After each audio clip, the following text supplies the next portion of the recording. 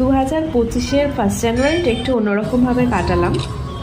আজকে পৌঁছে গিয়েছিলাম সামনেরই ওই হনুমানজির মন্দিরে, আর ওখানে পুজো দিয়ে এলাম।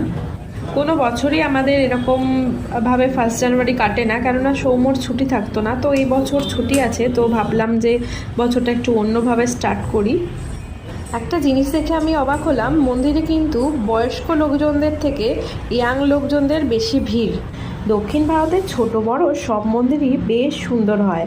আর একটা এখানের বৈশিষ্ট্য হলো, এখানে মন্দিরগুলো গেলে প্রসাদ আপনি পাবেন।